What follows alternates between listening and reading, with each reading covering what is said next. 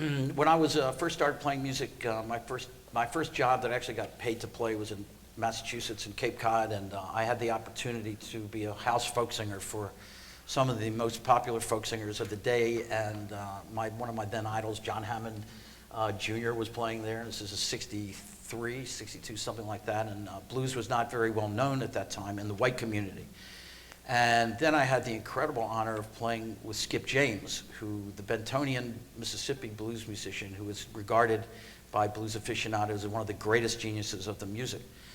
And we hit it off. We played music every day, and he asked me to teach him a song called Sportin' Life that the Lovin' Spoonful did with great harp part by John Sebastian. And he asked me to teach him the song, and I said, Skip, this is against all the rules because, I'm this 19-year-old white kid, and you're the blues man. I said, you have to teach me songs. I can't teach. He said, no, I want you to teach it to me. I want you to teach it to me. So I taught it to him. Well, he's a guitar player, a tremendously interesting guitar player, by the way. And he went right to the piano and started playing it on piano. He's a tremendously interesting pianist as well. And we started to play a duet every night as a segue between my set and his.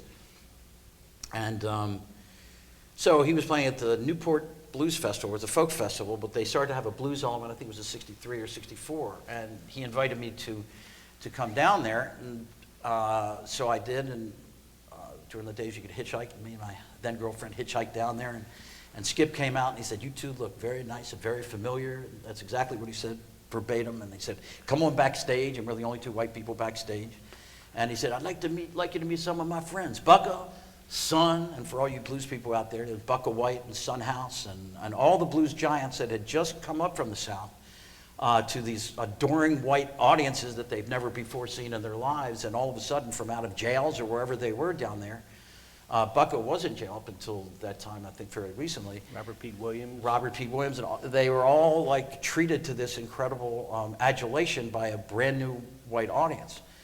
And so I'm standing there like in awe of these my blues idols, and then Skip said, I want you to get on stage with me and after my set and play the same tune we played at the club, and then do a set of your own. And I look at Bucko White, and Bucko White looked at me like, and all of a sudden I got it.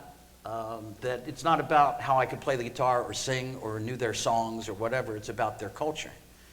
And this is a music of the black culture, the African American culture, and they sacrificed and earned the right to have this as their music in my mind. And I said, told Skip, I can't go up there. I can't go up on your stage and do this. And I pretty much changed the direction of my life in a lot of ways, realizing that this was their music, and I treasure their music.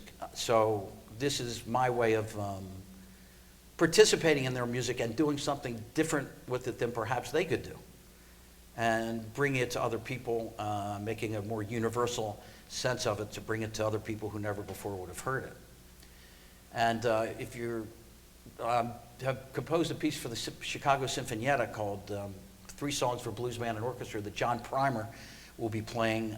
It's really wonderful to hear John, play this. I composed all the orchestral parts, and he's improvising completely. Everything he plays is improvised, and he's bringing this tremendous blues music to my work. And as we were working on it yesterday, I just was marveling at him playing to say, like, I can play guitar, but you're a blues man.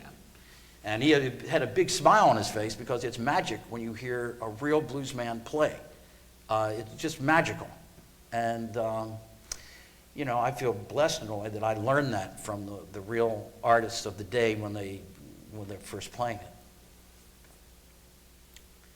Long answer to a short question. But I think in some cases, what is happening, the one question that a lot of people ask is really, certainly this is, in Chicago being the blues capital of the world and has a strong heritage, and the tradition lives as in the hands of John Primer or every number of great blues men and women that live in Chicago. What is then the future of this blues tradition? Where is this going? I mean, certainly this piece plays a certain particular role in this continuum of I'd be very proud to think that could be true. But as we talked about many times and had panels at the Great Chicago Blues Festival that you created and direct every year, we have all these incredible blues minds in Chicago, as well as players, authors, and radio personalities, and people that have devoted a lot of their lives to the blues. And everyone has a different take on it. But as I say a lot, Paul Oliver, the great, probably the dean of blues musicologists, and Sam Charters, one of the earliest blues writers, have both told me they believe that blues is dead or dying because the culture is has changed so much. And Paul Oliver said eloquently in Blues Fell this morning that if the black American is raising his lifestyle to a more acceptable and finer level, losing the blues is a small price to pay, which is another thought in that direction. You know, and again, that certainly is an exclusive look, certainly from Sam Charters and Paul Oliver. But in some sense, though, this community certainly, you know, there's some people say that, okay, well, that tradition has gone to rap or hip hop or whatever it may be, and certainly their sampling of, you know, Junior Wells and their materials or whatever certainly is also part of this continuum. But when you in Chicago have the legacy of certainly Lonnie Brooks with his sons performing blues and in a modern context, and you know. Well, there is that thought that every generation says that blues is dead, and yet it keeps living, keeps surviving. And certainly, if you go into the black areas of any city, almost, and through Mississippi, the juke joints, you find enough actual, authentic blues music living that you can't really say it's, you know, that it's dead, because there it is. And I think, and then, therefore, well, where do you find it? Certainly, let it be at Harold Washington Library's beautiful auditorium here, or out in the Dominican University, which also will be hosting the Living Blues Symposium in a couple weeks as well, or the Chicago Symphony, the Symphony Center having the Sinfonietta perform this, or this was performed at the Chicago Cultural Center, or let it be those venues that do host the bluesmen of today. You know, but I think it's the festival too that. Well, most telling is the Chicago Blues Festival.